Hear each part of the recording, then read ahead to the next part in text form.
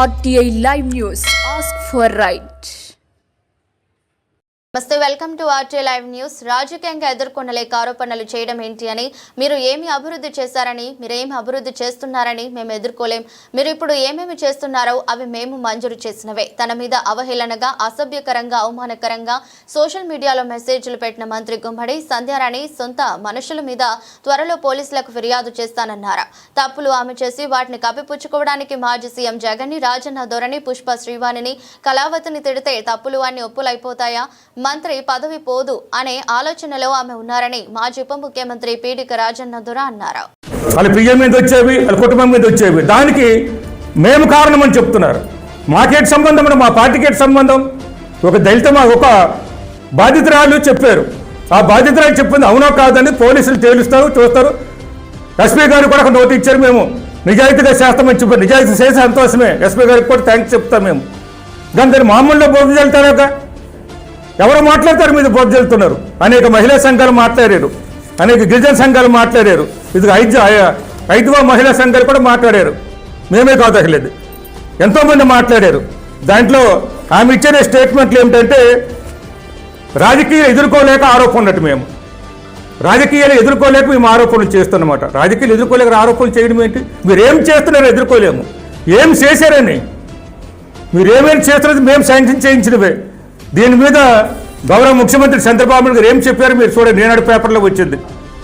గౌరవ ముఖ్యమంత్రి చంద్రబాబు నాయుడు గారు ఏం చెప్పారు చూడండి ఈనాడు పేపర్లోని. మహిళల జోలికి వస్తే కబర్దారని చెప్పారు. సాలూరు విషయం కూడా రాశారు దాంట్లో. అటువంటిప్పుడు ఎంత జాగ్రత్తగా ఉండాలి. అంతతో ఆగిపోలేదు. ఆమె డ్రైవర్ మీద కూడా ఈరోజు ఫిర్యాదు ఇచ్చున్నాం. ఆమె డ్రైవర్ మీద కూడా, ఆమె డ్రైవర్ అయితే హరైన డ్రైవర్ ఎవరు చేస్తున్నారో ఆయన మీద కూడా ఫిర్యాదు ఇచ్చున్నాం. మరి కొద్ది రోజుల పోతే నేను కూడా ఆమెతో ఉన్న మనుషుల మీద, సొంత మనుషుల మీద నేను ఫిర్యాదు ఇవ్వబోతాను. నా మీద కూడా సరే అసభ్యకరంగా, అవహేళనగా, అవమానకరంగా మెసేజ్లు పెట్టారు. వాళ్ళ మీద కూడా నేను త్వరలో ఇస్తాను. అది ఇప్పుడు ఇస్తే బాగుంటుందా, మా ప్రభుత్వం వచ్చిన ఇస్తే బాగుంటుందంటే ఒకటి ఆలోచిస్తున్నాను నేను. అంతే. ఈ విధంగా తప్పుడు ఆమె చేసి దాన్ని కప్పిపుచ్చుకోవడానికి జగన్ గారిని తిడితే, రాజేంద్రని తిడితే, పుష్పశ్రీవాణిని తిడితే, కళావతిని తిడితే నాకు మంచి పేరు వచ్చేస్తుంది. తప్పులన్నీ కూడా ఉప్పులు అయిపోతాయి.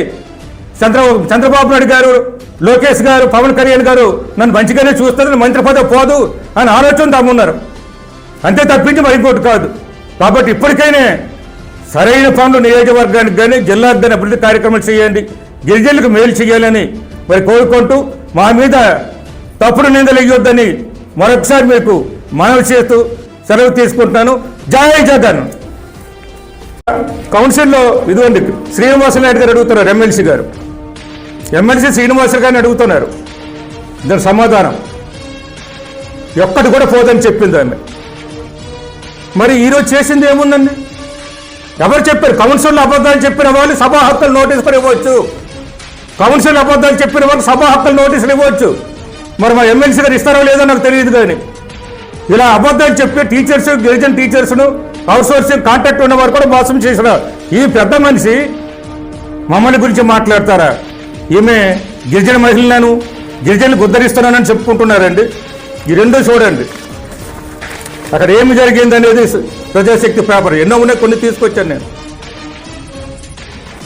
ఇదేమో మొన్న 11వ నెలలోనే రాశారు. ఏపీ సమగ్ర శిక్ష కాంట్రాక్టు ఉద్యోగులు ఒక పీవీటీజీ పిఓను, అంటే అక్కడ ప్రిన్సిపాల్ను, ప్రశాంత్ అని ఒక అమ్మాయిని సస్పెండ్ చేశారు. భారత రాష్ట్రపతి కూడా పీవీటీజే. రాష్ట్రపతి గారు కూడా మీ దగ్గర మనవి చేస్తారు, అమ్మా మీ మంత్రి గారు ఎటువంటి పనులు చేస్తున్నారు చూడండి, మీరు పీవీటీజే. ఈమె కూడా మన సస్పెండ్ చేయించిన ఆమె కూడా పీవీటీజే, ప్రశాంత్ అని. ఇంత కక్షకట్టు సంపద చేస్తారా? ఆమె ఏ తప్పు చేసిందని చేశారు. ఆమె చేసిన తప్పుల్లో మీరు చేస్తున్న తప్పులన్నీ చూస్తే మీరు మంత్రి పదవి అర్హురా అంటాను. మీ దగ్గర ఎంతమంది పిల్లలు చనిపోయారు?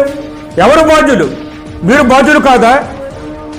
నిన్న చెప్తున్నారు జగన్మోహన్ రెడ్డి గారు వచ్చారు, అంతకుముందే 118, 120 మంది అని చెప్పారు. మొన్నేమో పాలకొండ 68 మంది అని చెప్తున్నారు. అంటే అబద్ధాలు ఎలా మాట్లాడుతున్నారు మీరే చూడండి. 118, 120 ఎక్కడ, 68 ఎక్కడికి వచ్చారు.